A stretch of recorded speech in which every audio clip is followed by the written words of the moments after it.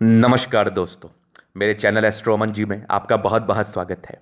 आइए आज एक महत्वपूर्ण कुंडली का अध्ययन करेंगे। बहुत ही अच्छी कुंडली है। हालांकि इनकी आयु महज 3 वर्ष की है, तो इनके माता पिता ने ये कुंडली बनवाई है और दिखाई है। जानना चाह रहे हैं कि इनके बच्चे की आगे की ज़िंदगी कैसी रहेगी। महिला की कुंडली है, लड़की की कुंडली है।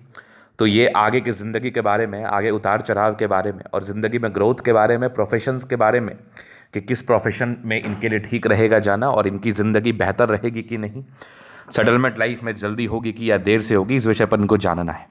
तो कुंडली बनाया गया है हमारे द्वारा। तो आप बिल्कुल भी चिंता ना करें। जो भी चीज़ें कुंडली पर हैं वो मैं आपको बता देता हूँ, समझा देता हूँ, और क्या कुछ करना है आगे के लिए उस बात पर भी विचार कर लेते हैं। तो सबसे पहले नजर जाता है कि ये कुंडली किस लगन की है। तो 6 लिखा हुआ है, कन्या लगन की कुंडली है। बुध अस्त का है, शनि अस्त का है। अस्त का अर्थ है सूर्य से क्लोज कंजंक्शन में बैठा है, तो बुध और शनि अस्त का हो गया। हिडन रूप से फल दे रहा है। कुंडली में 2 टाइप के ग्रह होते हैं, योग कारक और मारक। अगर ये योग कारक हुआ तो अच्छे फलदायी होंगे, तो इसके लिए उपाय करेंगे, क्योंकि ये अस्त का हो गया है। अगर ये मालक हुआ तो यह शुभ फलदायी है, तो इसके लिए कोई उपाय करने की आवश्यकता नहीं है, क्योंकि अगर मारक ग्रह को आप बल देंगे तो आपके लिए खतरनाक और बुरा साबित होगा। इस कुंडली के हिसाब से मंगल दोष उच्च स्तरीय दिख रहा है, चूंकि मंगल सप्तम भाव में है। आगे हम विचार करते हैं कि ये दोष फलित हुआ कि नहीं। और राशि मीन आ रही है इस कुंडली के हिसाब से। अभी थोड़ा हम विचार कर लेते हैं प्लैनेटरी कंडीशंस पर और उसके बल पर। सूर्य 29 डिग्री पर है, तो इसके बहुत ही अच्छे परिणाम नहीं देखने को मिलेंगे। 30 से 10-20% के राउंड फल देखने को मिलते हैं, बहुत ज़्यादा फल देखने को नहीं मिलते हैं। चूंकि ये वृद्धावस्था में है, आप एक बूढ़े व्यक्ति से क्या उम्मीद करते हैं, वैसे ही वृद्धावस्था में बैठे हुए सूर्य से कितना ही उम्मीद किया जा सकता है। योग कारक हुआ तो इसको सक्रिय करने के लिए, टॉनिक देने के लिए कुछ उपाय करेंगे। चंद्रमा 25 डिग्री पर है, ये भी लगभग 60% फल देगा। मंगल 14 डिग्री पर है, 100% देगा। बुध 19 डिग्री पर है, 100% देगा। चंद्रमा गुरु 20 डिग्री पर है, ये भी 100%। शुक्र 12 डिग्री पर है, ये भी 100%। शनि 18 डिग्री पर है, ये भी 100%। राहु और केतु 2 डिग्री पर है, तो कोई दिक्कत नहीं है।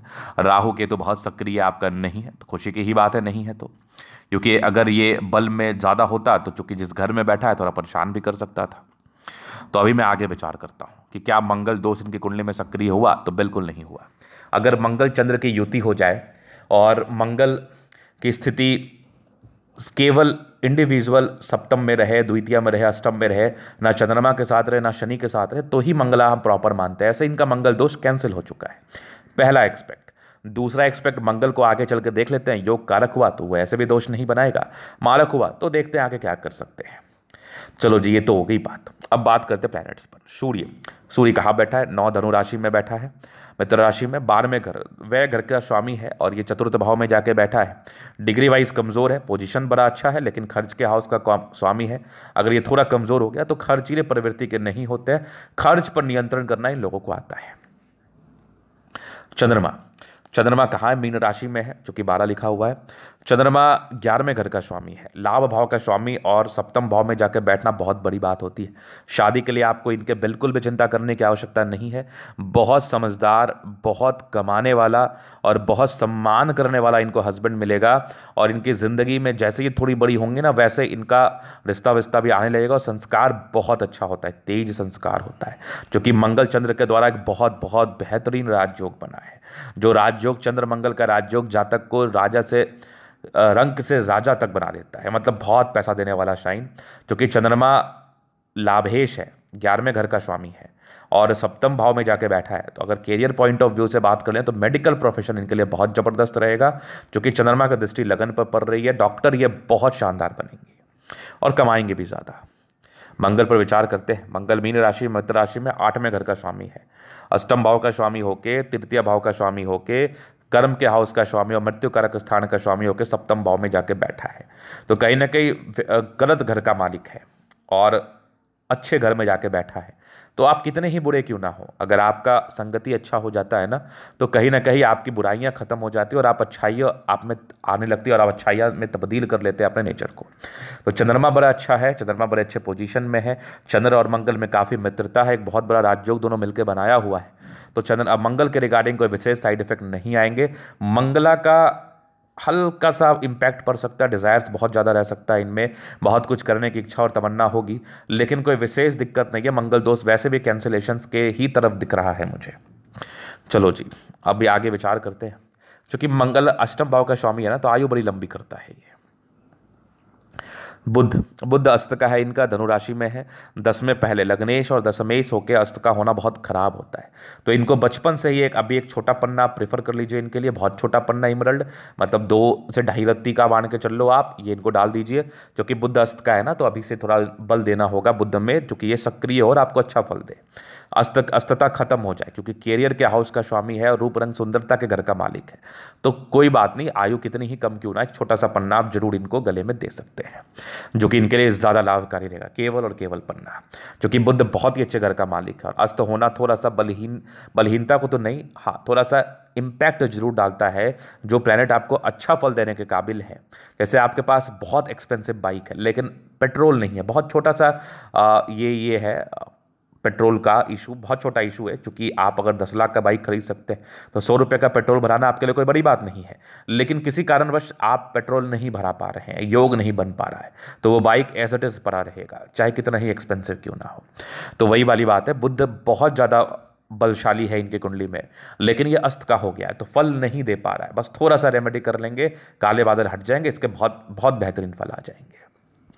बुध के बारे में हो गया विचार, जो कि बहुत ही अच्छी कंडीशन में सूर्य बुध की स्थिति है। बुध को सक्रिय आप करेंगे तो सूर्य बुध का एक राजयोग भी फलित हो जाएगा, जो कि बहुत ज़्यादा अच्छा रहता है, बुधातित्व राजयोग।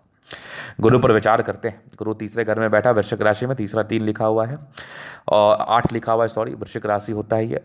चौथे 7वें घर का स्वामी तीसरे में है, तो कर्म के हाउस में गुरु का बैठना एक बहुत बड़ी बात होती है। शुक्र के साथ गुरु की युति एक बहुत बड़ा राजयोग को भी बनाता है। शुक्र गुरु में मित्रता है, तो शादी के लिए बिल्कुल सोचना नहीं है, काफ़ी कर्मठ होंगी, शादी के बाद भाग्योदय होगा। और गुरु तीसरे भाव में बैठने से जातक की जिंदगी में 28 वर्ष के बाद ज़्यादा अच्छा परिवर्तन आता है, ज़्यादा पॉजिटिव परिवर्तन आता है और ज़्यादा करियर में तरक्की होती है। शुक्र इनका 9वें घर का नवमेश और धनेश है, और ये वृश्चिक राशि में ही है और ये तीसरे घर में बैठा है, तो पैसा तो आना ही है। गुरु और शुक्र के द्वारा बहुत बड़ा राजयोग बन गया, जिंदगी में पैसा बहुत ज़्यादा आता है, इसमें कोई संदेह नहीं है। मेडिकल प्रोफेशन इस हिसाब से भी ठीक मुझे दिख रहा है, क्योंकि ज्ञान को दर्शाता है मेडिकल प्रोफेशन। और चंद्रमा बहुत प्रबलतम अवस्था में है, सप्तम में बैठा है, लगन को देख रहा है, तो मेडिकली ये काफ़ी फिट होंगे और मेडिकल प्रोफेशन इनके लिए ज़्यादा सुटेबल होगा। बाकी आपकी तमन्ना है, आप आर्टिस्टिक फील्ड में भी जा सकती हैं। आप इंजीनियर तो वैसा कोई खास नहीं है, लेकिन हाँ आर्टिस्टिक फील्ड में, मेडिकल फील्ड में, एडमिनिस्ट्रेटिव लाइन में, गवर्नमेंट जॉब के लिए आप एलिजिबल हैं। शनि इनका 5वें और 6ठे घर का स्वामी है, अस्त का हो गया थोड़ा, लेकिन शनि बलशाली तो है। और अभी शनि के लिए उपाय करने की आवश्यकता नहीं है। 14 वर्ष के बाद इसके लिए एक नीलम, छोटा सा नीलम देने की आवश्यकता है, बाद बाकी कोई दिक्कत नहीं है। शनि की दृष्टि पड़ रही है 10वें भाव पर, तो कहीं ना कहीं बहुत लेबोरियस। और शनि के लिए 14 वर्ष के बाद उपाय, जब आपका कैरियर का पीक समय आएगा ना, तब जाके शनि का उपाय करेंगी। और शनि के द्वारा उपाय किए, शनि का उपाय करने के बाद आपको बहुत ज़्यादा रिलैक्स और बहुत बेनिफिट फील होगा, क्योंकि शनि कहीं ना कहीं 5म भाव का स्वामी, पढ़ाई लिखाई कारक क्षेत्र का स्वामी है, जो कि शनि का फल जातक की जिंदगी में मूल रूप से 14-15 वर्ष के बाद सक्रिय होता है। राहु आपके लाभ भाव में बैठा है, चूंकि डिग्री वाइज बहुत कमजोर है, तो राहु का हालांकि लाभ भाव में बैठना कहीं ना कहीं अच्छा ही माना जाता है, कोई विशेष दिक्कत नहीं है।